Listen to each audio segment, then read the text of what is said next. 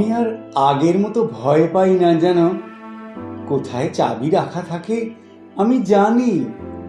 সেই যে গো, তুমি যেখানে রাখার কথা বলেছিলে, স্কুল থেকে ফিরে দরজা খুলে ভেতরে ঢুকি, জামা কাপড় বদলাতে বদলাতে আয়নার দিকে চোখ পড়লেই মনে হয় এই তো আমার বন্ধু রয়েছে। আমি আর সেই ছোট্টটি নেই গো। নিজের ভাত নিজেই বাড়ি, নিজেই মাখি, নিজেই খাই।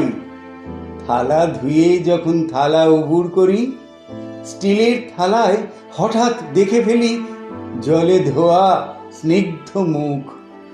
মনে হয় এই তো আমার একটা আমি আছে। সত্যি বলছি, আমি আর মোবাইল দেখি না, টিভিও না। ওখানকার ভূতগুলো সেই রূপকথার মতো নয়, কেমন যেন হাসি পায়।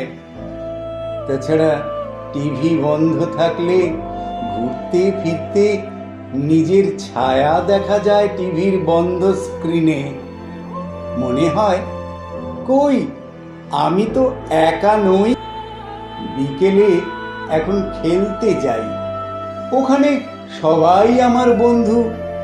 বান্টি বন্ধু, মেহবুব বন্ধু, দেবারতী বন্ধু, এমনকি মদন কাকা, বাদল জেঠু, রতন দাদু, ওরাও।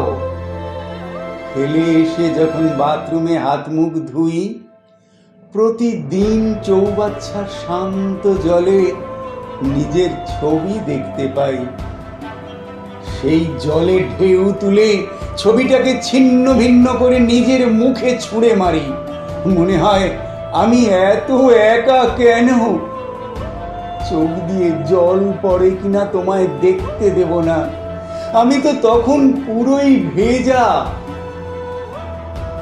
রাতে ঘুমোতে যাওয়ার ঠিক আগের মুহূর্তে দেওয়ালে ঝোলানো তোমার বাঁধানো স্থির ছবিটার কাছে তোমার বুকের দিকটায় দিনের শেষ বারের মতো নিজের চলন্ত ছবিটা আবছা হয়ে চোখে পড়ে। মনে হয় এই তো আমি তোমার মধ্যে, না না, তুমি আমার মধ্যেই আছো। একটা অদৃশ্য চাবি একটা অদৃশ্য কুলুঙ্গিতে রেখে আমি ঘুমিয়ে পড়ি।